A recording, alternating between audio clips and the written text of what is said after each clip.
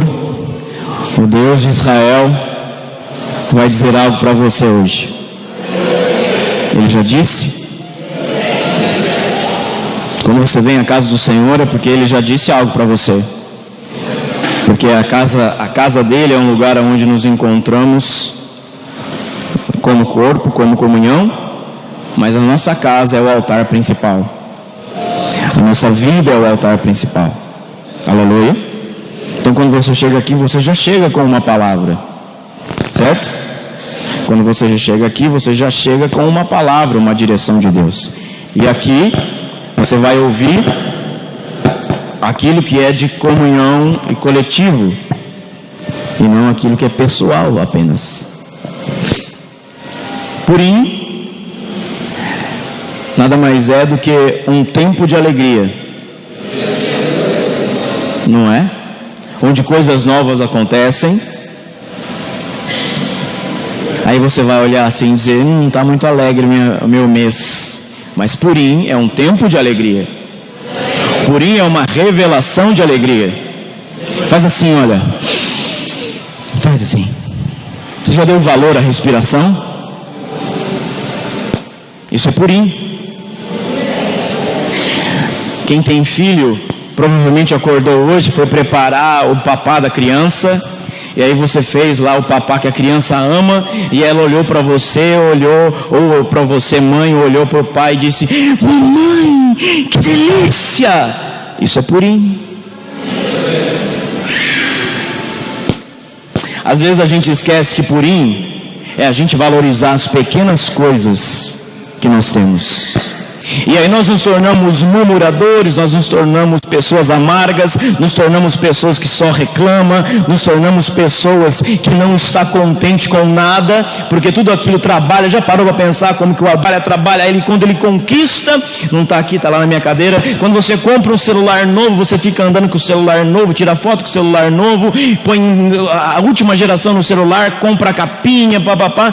Passou 2 meses, aliás 2 semanas, aquele celular novo já não é mais atrativo para você, e aí você começa tudo de novo, trabalhando para ir atrás daquilo que vai satisfazer sua vontade, quando que Purim está em toda criança, porque a criança vê o reflexo dela em você e ela ri, e você não sabe por que ela está rindo, é porque ela está entendendo dentro dela o que é Purim. Por isso que Jesus disse que nós precisávamos ser como criança. Por isso que o Mashiach disse que precisávamos ser, aliás, precisamos ser como criança, como aquele que vê alegria em todas as coisas. A palavra Purim, vocês estão preparados desde semana passada para entender. Aquele que entendeu, aliás, aquele que seguiu uma direção, jejuou e tirou a sua principal refeição. E quando você pula uma refeição principal, que você está acostumado, o seu corpo começa a dizer, eu quero comida. E não há a coisa mais simples e pura do que você sentar na mesa, comer, e depois que você comeu, você entender que você precisa de Deus todo o tempo. Por isso que no Purim nós praticamos o jejum das coisas mais pequenas, para a gente aprender a valorizar que sem Deus nada acontece e nada vai para frente. Quantas pessoas não poderiam estar aqui e não estão, porque não estão entendendo o tempo de Purim, tempo de ver alegria em todas as coisas. Não entenderam ainda. Tempo de ver alegria em todas as coisas. Não é só aleluia, glória a Deus. É tempo de ver alegria. Tem gente que fala assim, aleluia. Sabe por que Esther venceu? Esther venceu, e aqui está a cenografia desde ontem da Rede de Mulheres.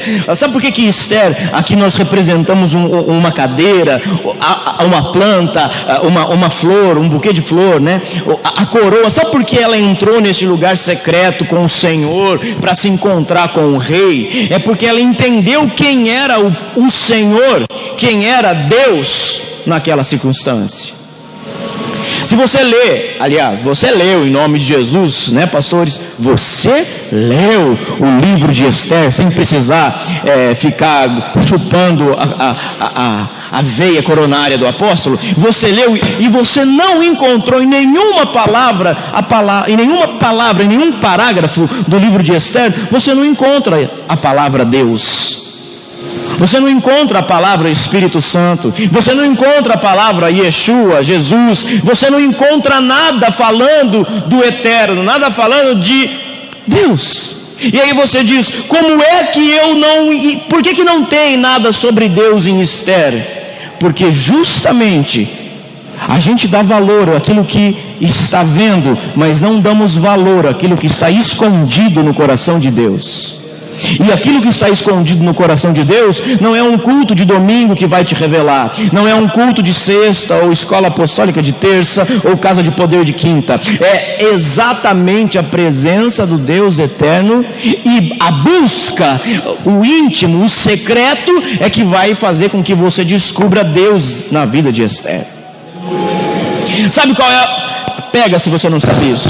Sabe qual é a revelação? Sabe aonde, o que significa Yeshua no livro de Esther? Yeshua no livro de Esther significa o pai que está em Mordecai, ou Mardoqueu, a mesma coisa.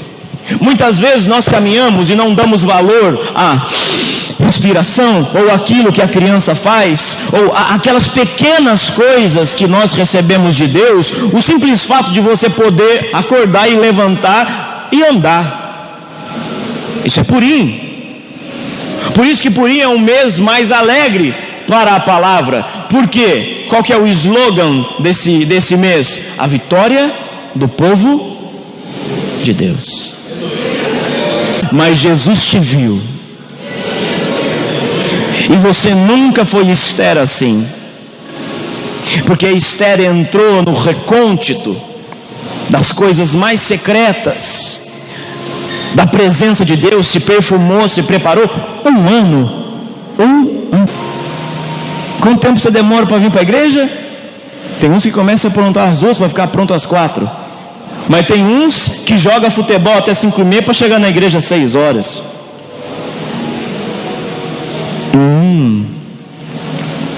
Os bugrinos vão ficar bravos hoje, né? Os ponte pretanos estão assim, yes! 3-0, quanto foi? 3-0?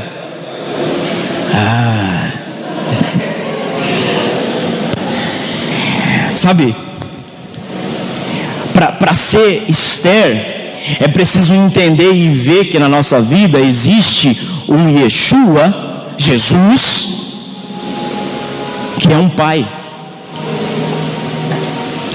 E hoje eu quero falar sobre Jesus, sobre Yeshua sendo pai, e aí sim descobrindo e levantando uma Esther.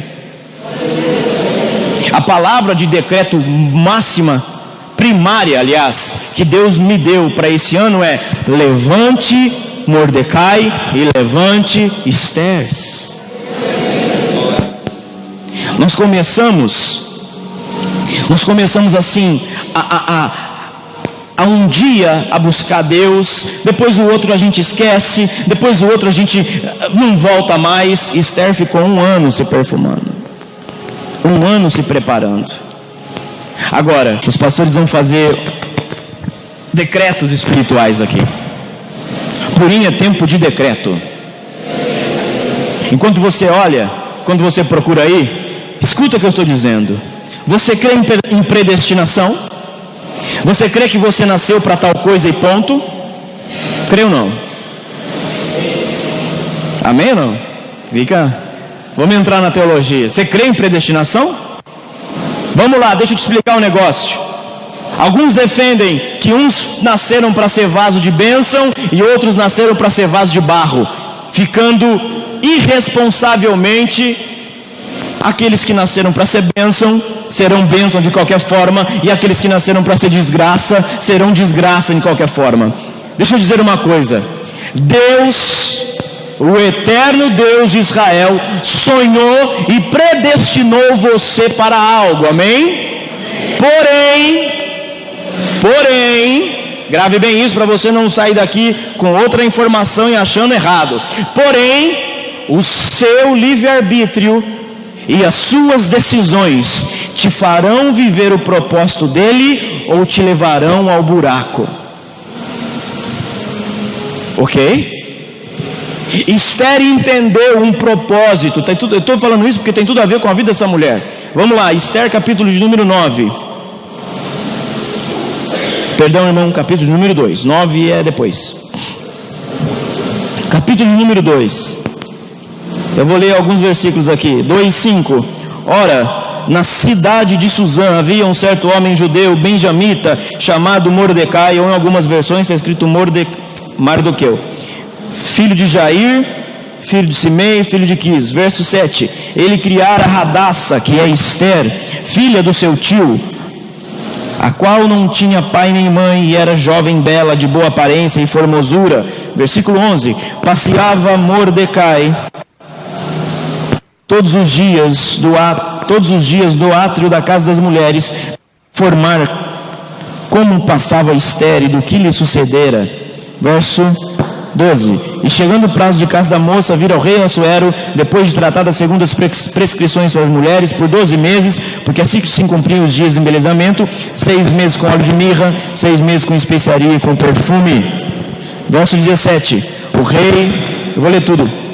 O rei amou Esther mais do que todas as mulheres, e ela alcançou perante ele favor e benevolência mais do que todas as virgens. O rei pôs-lhe à cabeça uma coroa real e a fez rainha no lugar de Vaste. Preste atenção nisso, deixa aberto aí que a gente vai ler daqui a pouco. Quando você entende, entendemos que nós vamos viver um propósito de Deus, nós precisamos saber aonde é que nós devemos estar escondidos. Tem gente que não se esconde em Deus. Por isso que eu comecei dizendo que Mordecai ou Mardoqueu, tem alguma Bíblia escrito Mardoqueu aí? Ok, então entendam que Mordecai, eu vou usar esse nome, Mordecai é Mardoqueu. Mordecai é um pai de Esther, e Mordecai é Jesus para ela. Mordecai é como Jesus para nós, que escondeu a gente do pecado através da cruz. Pegou? Quando nós estamos escondidos no Mashiach, quem não sabe, o Mashiach é Messias. Quando nós estamos escondidos no Mashiach, nada pode nos tirar do propósito. Porém, se nós não entendemos o propósito do Mashiach, nós não vamos viver na plenitude aquilo que nós temos que viver. E aí começa a morrermos. Você já viu gente que está moribunda? Já viu gente definhando dentro de um hospital? Assim assim são pessoas que não estão entendendo que o Mashiach veio para te esconder. Escuta isso. Mordecai esconde essa mulher, Mordecai esconde a menina e libera ela no tempo certo. Mordecai faz com que ela se prepara. Mordecai é sacerdote, Mordecai é um pai. Mordecai não é qualquer um, não é alguém que caiu do balão. Não, Mordecai não é alguém que apareceu e resolveu abrir igreja. Não, Mordecai é um sacerdote. Mordecai tem experiência. Mordecai foi chamado por Deus para esconder aquela menina, para colocar aquela menina para ser a salvadora do povo dele. Não foi Mordecai que salvou, foi Esther. Preste atenção numa coisa: Deus vai levantar Mordecais para proteger uma próxima geração, para que essa geração não deixe morrer Deus no coração de uma outra geração. Talvez você, Mordecai, está escondendo o seu filho, está instruindo o teu filho de toda a maldição que um dia você recebeu, viveu, e agora você conheceu a Cristo, passou pela cruz do Mashiach, e agora você está escondendo uma Estherzinha, seja ela homem, seja ela mulher, seja ele homem. Está escondendo alguém que vai projetar a salvação na vida da próxima geração. E aí preste atenção numa coisa, eu não vou falar de toda a história aqui porque não tem nem tempo para isso, e por isso que nós estamos há dias falando nos grupos de WhatsApp, na internet. Já tem 2, 3 lives que eu fiz para vocês aprenderem, para vocês receberem, porque hoje é dia de fazer oferta no portal de Purim. Purim se abre um portal, está sendo aberto, vai se abrir um portal na quinta-feira agora, nós estamos no ano 2019, 5779 do calendário hebraico, e quinta-feira se abre um portal de Purim. Neste portal há um movimento espiritual onde é decretado a vitória do povo de Deus. Você já pensou e já parou para pensar que Purim é um decreto em cima de um outro decreto? O que é um decreto? Se o juiz bate o martelo, está decretado, não adianta fazer nada, não adianta ir em segunda instância, terceira instância, não adianta ter 300 advogados. Se o juiz bateu o martelo, está batido.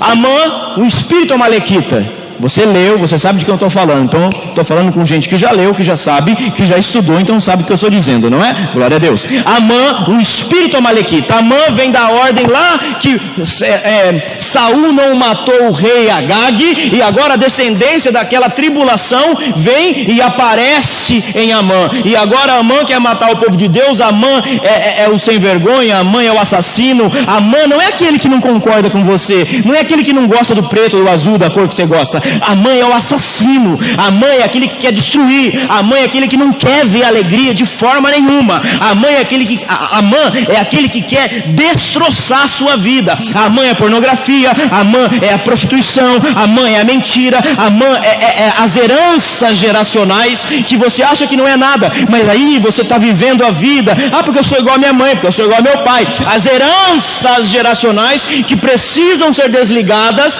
e precisam ser entendidas, que no tempo de Purim abre-se um portal para que o povo de Deus receba vitória e não viva mais a mesma dependência e na mesma atmosfera de morte. Tem muitas pessoas que ficam doentes nessa época, tem muitas pessoas que ficam mal nessa época, tem muitas pessoas sensíveis que começam a receber ataques de enfermidade. É porque o espírito amalequita está solto. Nós vimos no Brasil, quando começávamos a falar sobre, quando começávamos a semana do Purim, você viu, vem 2 meninos perturbados da cabeça, entra numa escola e mata, quantos? 10 pessoas?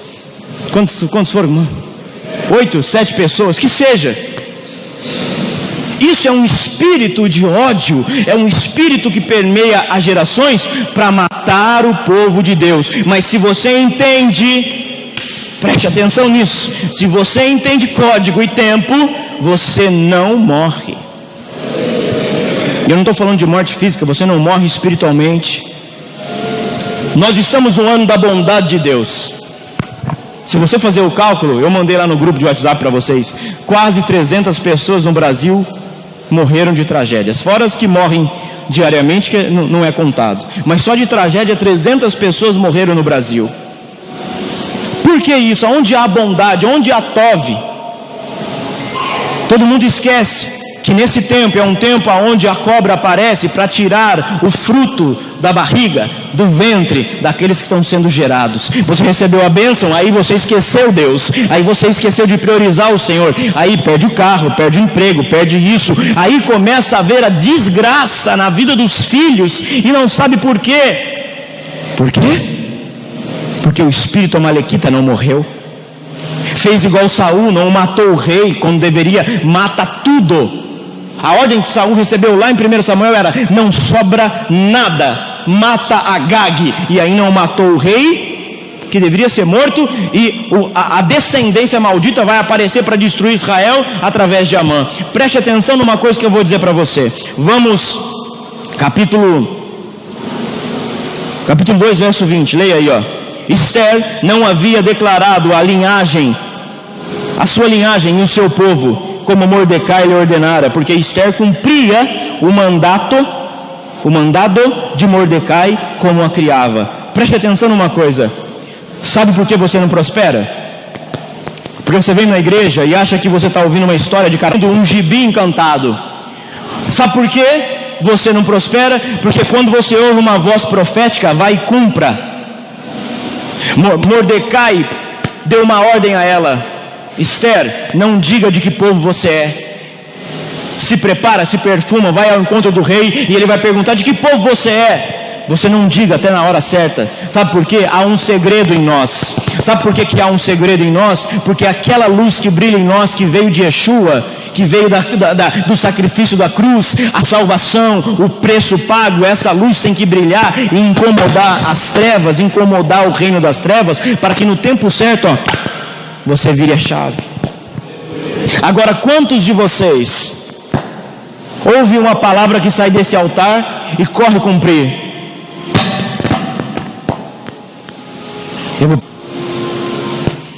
Eu vou pedir mais confirmação. Eu vou ouvir outro profeta. Presta atenção numa coisa, e agora eu entro falando para você o que é que levou Esther a vencer. Pega meu talite para mim. Eu entro falando para você o que é que levou, coloca para mim aqui. O que é que levou Esther a vencer? Sabe o que levou Esther a vencer? Exatamente isso que você está vendo sobre mim. Mordecai tinha uma capa. Mordecai tinha uma cobertura. O talite representa os 4 mundos. O talite representa os 4 pontos aqui, ó, os 4 pontos do talite. O talite representa as 4 letras de Adonai: YHWH. Falei nisso numa outra ministração, assista lá de novo. O talite representa a cobertura. O talite representa alguém que te envia. O talite representa os 4 rios do Éden. Quando você ouve um pai e Mordecai, o resumo do livro de Esther é: Yeshua é um pai chamado Mordecai. Esse é o resumo. Esse é Jesus no livro de Esther. Essa é a revelação do livro de Esther. Você não vai ver nem o nome de Deus, nem Jesus, nem Espírito Santo, mas a revelação, onde está escondido Jesus aqui. Não vamos nem falar de Deus, não vamos nem falar do Espírito Santo. Vamos cair no cristianismo, vamos ficar no cristianismo e vamos falar de Yeshua, Jesus. Para quem não sabe e não gosta muito do termo Yeshua ainda. Quando você olha isso aqui, você está vendo a lei de Deus, os sentidos, cada fiozinho desse representa um sentido que muda a sua vida. Isso não é idolatria, isso não é judaísmo. E alguns judeus ficam bravos quando vê os cristãos usando talite. Não é desmerecer o judaísmo e muito menos ir para o judaísmo, é entender que o próprio Jesus tinha o talite. Jesus tinha um talite chamado talite gadol, que é um talite gigante, e quando aquela mulher do fluxo de sangue toca nele, toca na cobertura dele.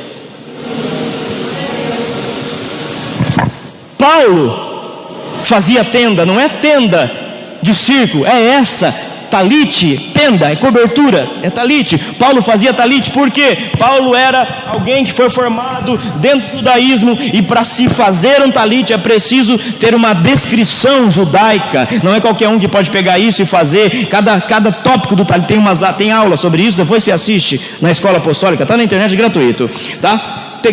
Tem um símbolo. Então Mordecai chegou para ela e disse: Esther, não revele a sua origem. Sabe a história do profeta velho e profeta novo? O profeta novo saiu com uma ordem, e o profeta velho no meio do caminho, 1 Reis 13, depois você lê, e o profeta velho no meio do caminho deu uma outra ordem para ele. E aí o profeta novo é morto, comido de leão, porque não entendeu quem era a cobertura. Sabe por que Esther, sabe por que essa cenografia aqui, sabe por que Esther se perfumou, sabe por que Esther venceu? Porque ela sempre se remetia a uma cobertura. É o pastor e o discípulo. Quando o pastor envia, o discípulo tem que estar atento. Preste bem atenção nisso, irmão, preste bem atenção nisso. Você quer prosperar, você quer vencer decreto sobre decreto? Aprenda a honrar uma paternidade, aprenda a honrar uma cobertura. Quantos pais você tem, Cláudio? Ou tinha? Um pai? Quantos pais você tem? Biológico eu estou falando. Ok. Então por que muitas pessoas dizem assim: agora eu estou debaixo da cobertura de fulano, agora eu estou debaixo da cobertura de ciclano? Preste atenção. Quando você, vamos para a Bíblia que eu vou te mostrar isso. Isaías 4. Não, Zacarias, vou Zacarias primeiro. Zacarias capítulo 4. Abre aí. Zacarias 1 e o verso de número 7. 4 é Isaías, depois nós vamos ver daqui a pouco. Achou? Zacarias 1, 7. Amém?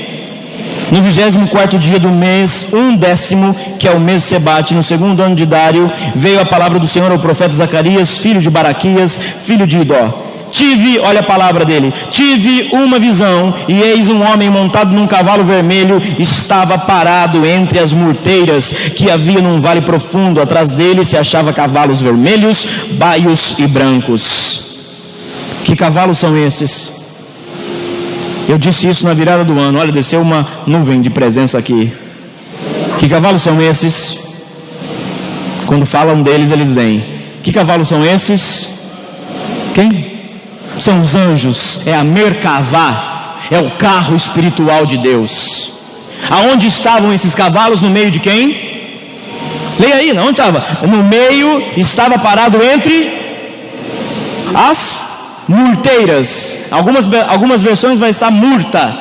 Tem versão diferente aí? Como chama? Murta. O que é murta na Bíblia? Sabe o que representa a murta na Bíblia? Olha para mim, Israel. Releia. Tive uma noite uma visão, eis que um homem, os anjos, montado nos cavalos angelicais, estavam no meio de Israel. O que representa Mordecai? Olha para mim agora. O que representa Mordecai para Esther? Israel. O que saía do meio de, o que saía da direção de Mordecai? Anjos. Está entendendo? Vamos mais um pouco para entender o que é a cobertura. Isaías, vai lá. Você vai entender o porquê que essa mulher prosperou. Isaías capítulo 4 agora. Esse é o segredo dela. O segredo dela foi obediência. O segredo dela foi entender cobertura. O segredo dela foi entender o que você vai ler agora. Isaías capítulo 4, agora sim ao verso 5.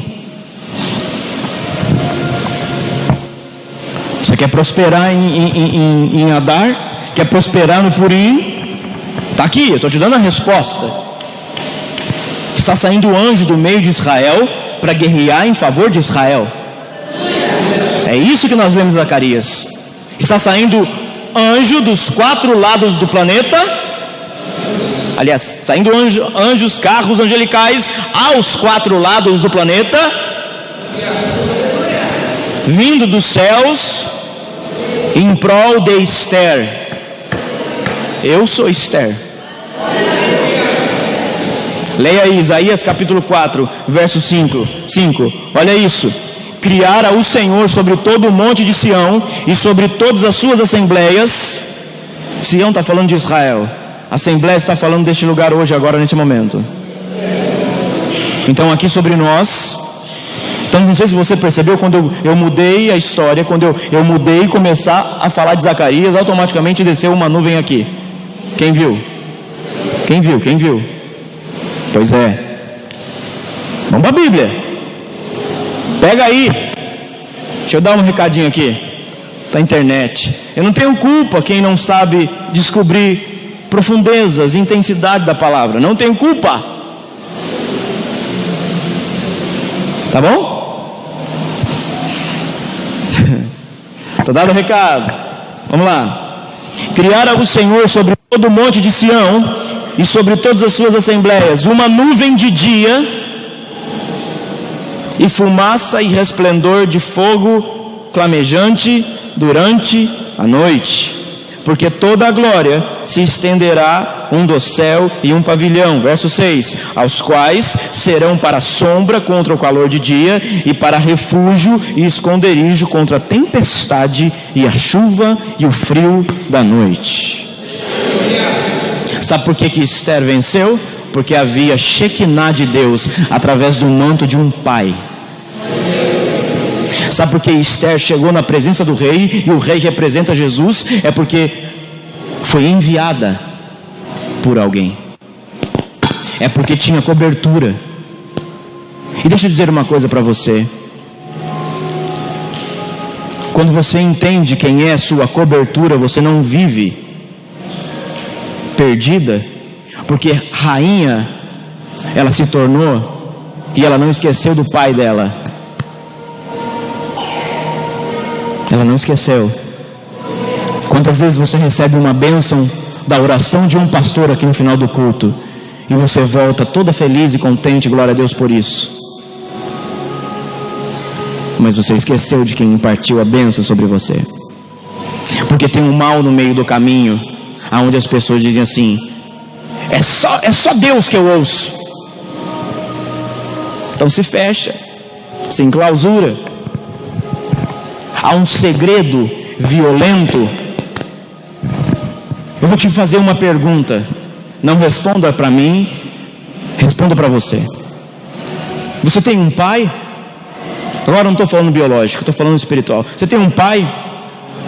Ou você está vivendo você está vivendo, ou você tem um pai, ou você está vivendo da unção velha. Posso te provar? Se você está vivendo da unção velha, você escuta o que eu estou dizendo e murmura. Se você está vivendo da unção velha, você escuta o que eu estou dizendo. Se assim eu sou um pai espiritual para você, e você regride ao invés de progredir, porque não pode tomar um avião que vai para o Nordeste e chegar no Sul. Ninguém desce do barco que nunca esteve.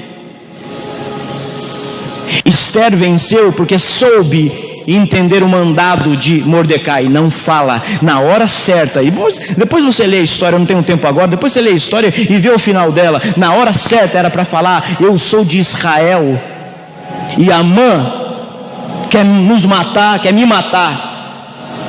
Depois você lê lá, se você não leu. Deixa eu dizer uma coisa para você. Sabe o que essa moça pagou? Essa moça pagou um preço alto que poucas pessoas querem pagar. Essa moça entrou numa dimensão de guerra altíssima. Ela poderia morrer ao fio da espada na frente do rei, mas por causa de uma palavra de envio, por causa de obediência, por causa de estratégia, muitos, presta atenção nisso, muitos discípulos não entendem a estratégia que vem do céu na boca do teu pastor. Ah, mas por que o pastor está falando isso? É estratégia de Deus que só o pastor tem, discípulo não vai ter. Quando você entende isso, é porque a sociedade ficou muito pobre, né? Não tem aquele negócio, cada cabeça é sua sentença. Se fosse assim, Esther estaria morta, porque ela poderia falar assim: não, Mordecai, eu estou aqui, eu sei, você não conhece o rei. A estratégia veio para o sacerdote: cumpra. Ah, eu não concordo, Deus não falou comigo. E não vai falar, porque a estratégia foi para Mordecai, não foi para ela. Pegou? Não foi para ela. Mordecai é que teve a estratégia. Não fala. Se você não entende isso, você não consegue adquirir a bênção que há na palavra de um sacerdote. Ele não era qualquer um. E eu entendo perfeitamente, tem gente nova na igreja chegando, pessoal chegando, e eu entendo perfeitamente, vamos trazer para a nossa realidade. Existem muitos líderes que não têm vida no altar, não têm caráter, não têm palavra. Existem muitos líderes que estão olhando mais a sua carteira do que outras coisas. Existem muitos líderes, mas eu não quero saber deles. Eu quero saber de que aquele que é sacerdote e tem fruto. Aleluia. Quando você olha alguém assim, e você tem essa pessoa como alguém que te envia, você pode ir debaixo da palavra e debaixo da obediência e não sair debaixo da palavra, e aí sim você prospera. Só que há uma coisa a ser cumprida: preço, oferta. E quando nós falamos de oferta, há uns mal intencionados. Aqui não, glória a Deus, só lá na outra cidade e só na internet há esses mal intencionados. Quando a gente fala de oferta, acha que é dinheiro na mão de pastor, acha que é dinheiro na mão de líder. Deixa eu te mostrar. Ô microfone, vamos lá. É o último versículo que eu vou ler. 1 Reis, vamos lá. 1 Reis 19. Eu vou te mostrar o que garante a sua impartição. Eu vou te mostrar como você descobre e como você vive verdadeiramente fixo debaixo de um envio.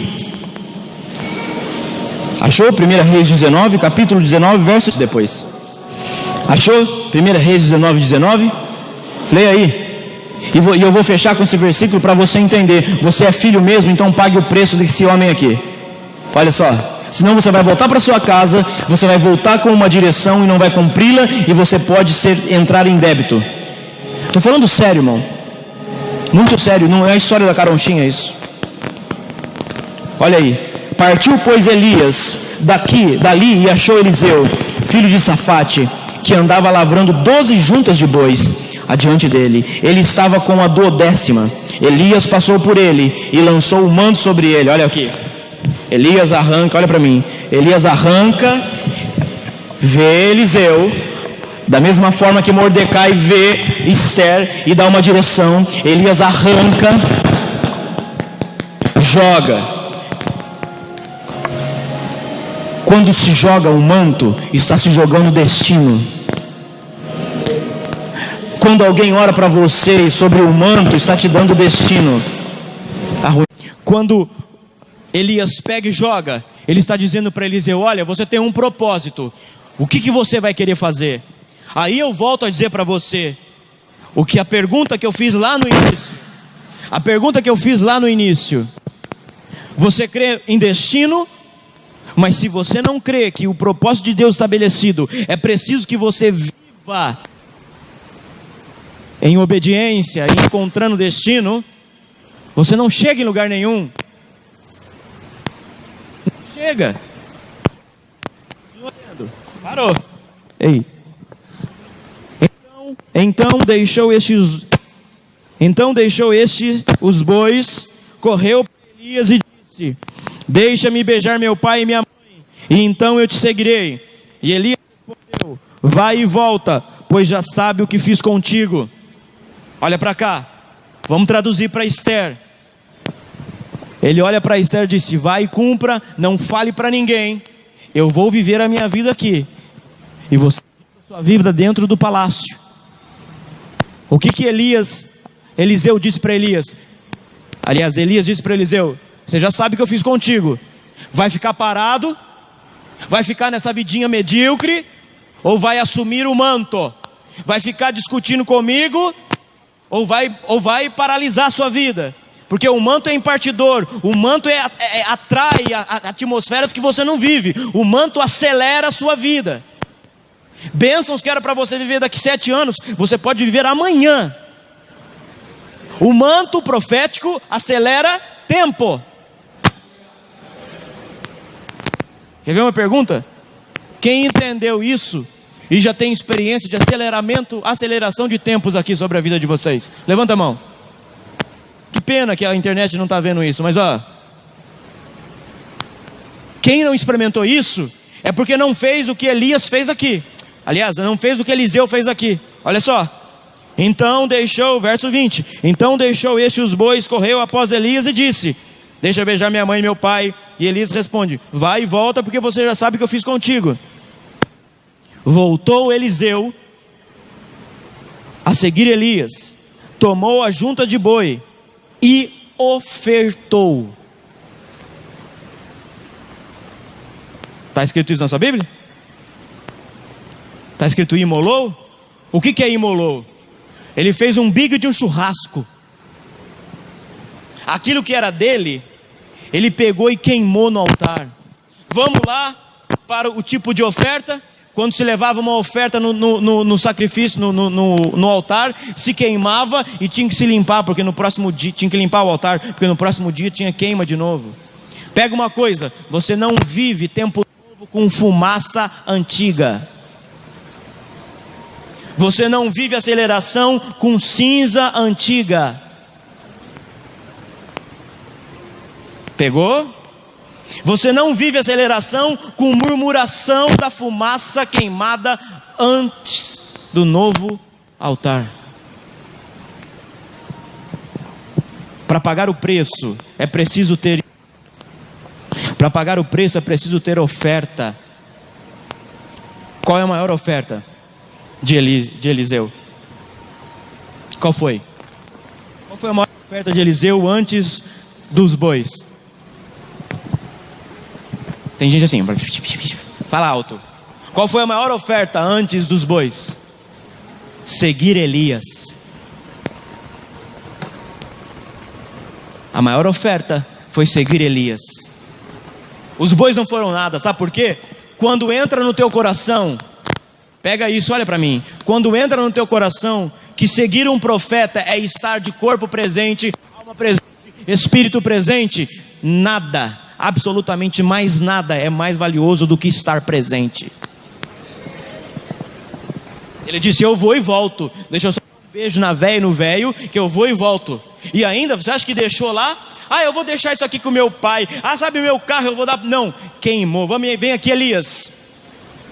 Eu só não voltei como estou queimando, estou pagando o preço, estou fazendo uma oferta alta. Sabe quanto valia um boi, irmão? Quanto vale um boi hoje? Sabe por que as pessoas não retêm a unção? É porque elas colocam misérias no altar. Sabe por que Esther conseguiu ser próspera e mudar a história de Israel? Porque ela não teve de queimar ela mesma, não teve medo de queimar ela mesma. A oferta dela não foi os ouros, porque quando alguém entrava na presença de Deus, aliás, quando alguém entrava na presença do rei, as mulheres eram orientadas a colocar em ouro. Elas se vestiam com ouro, com pedras preciosas na orelha, colocavam pedras preciosas aqui no arquinho, não é outro nome, como fala? Na diadema.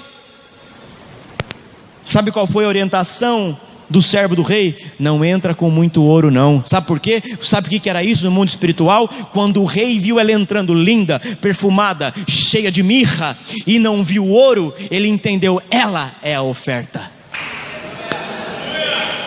Pegou? Quando você vem com míseros R$2, com todo respeito a quem tem essa condição, mas quando você tem condição e oferta aquilo que você pode e não aquilo que você não pode, o rei vai falar: é como todas as outras. Entram porque só querem o ouro. Sabe por quê?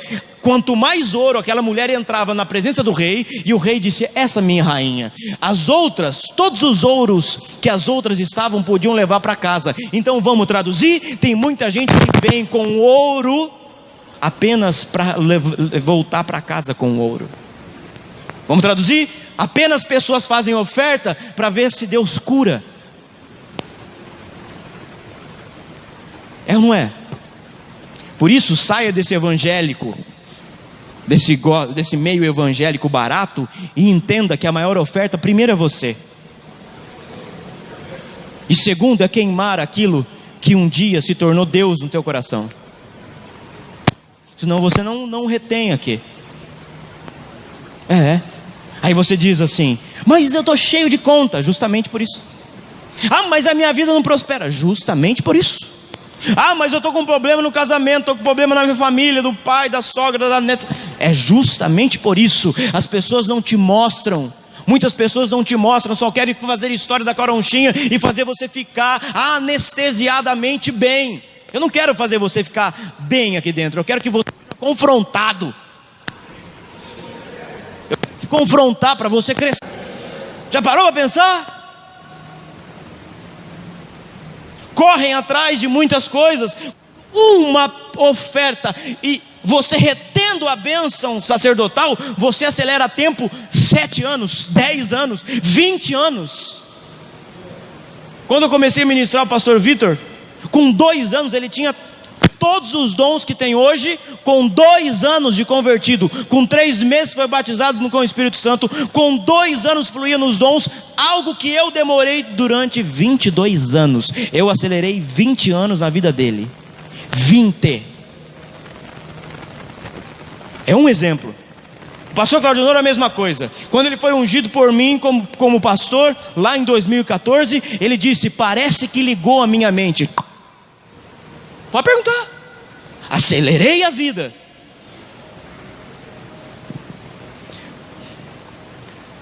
Por causa disso, ó. Por causa que alguém disse: eu vou queimar o boi aqui, ó. Vou queimar o boi. Deixa o judeu ver que eu estou colocando talite no chão, fica bravo. O judeu não gosta de botar talite no chão. E aí? Quanto boi você devolveu para casa? Eu já te dei direção, já te dei direção, já te dei direção. Tu fez? Se não fez, é porque tem junta de boi que não foi queimada ainda. E eu estou voando como águia. E quem está junto voa como águia também. Voa ou não voa, pastor? Quem está junto voa como águia. Agora quem quer ficar dando voltinha igual galinha de dangola, não cresce. Não chega como Esther. É sério, gente. Não quero te tratar bem, eu quero te tratar como um filho de Deus. É diferente. Te tratar bem, tem um monte de gente que já faz isso. Não quero que você fique anestesiado, eu quero que você fique com a verdade. Com a verdade faz te crescer. Ah, mas por que não dá certo? Ah, eu não tenho força ainda. Não tenho força porque você não mergulhou de cabeça.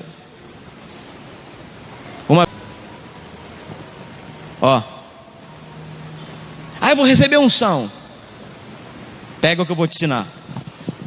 Eu vou lá receber unção. Bota a mão em mim. Tremi, caí no chão, tribiliquei. Não reteve unção. Estou dando um exemplo. Quando você sai daqui, estou cheio da graça, e chega lá e vê um mendigo verdadeiramente precisando de comida e não paga um lanche para ele, não reteve unção. Existe impartição de unção e existe oferta de unção. Eu não oferto unção para qualquer um. Sabe o que é ofertar de unção? Vem aqui, pastor. Ofertar unção é isso aqui, tudo aquilo que eu conquistei, eu te dou. Eu estou te ofertando, não volta para mim. Agora olha a diferença. Segura aqui. Olha a diferença. Um culto cheio da unção. Nossa, pé arrepiou. Isso é impartir unção. Você apenas sentiu, mas vai voltar para mim. Não fica.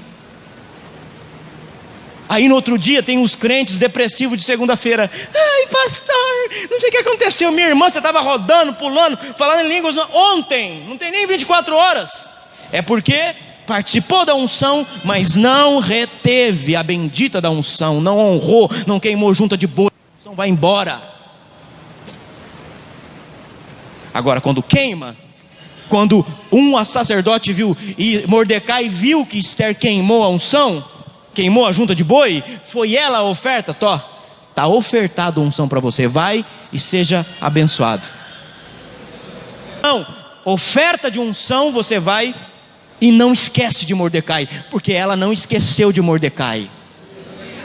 Porque quando Amã, o espírito da morte foi destruído, ela pegou e disse: rei, o mesmo anel que estava no Amã, dê para Mordecai.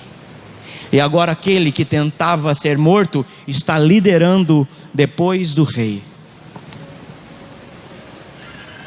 Eles vão fazer uma oração.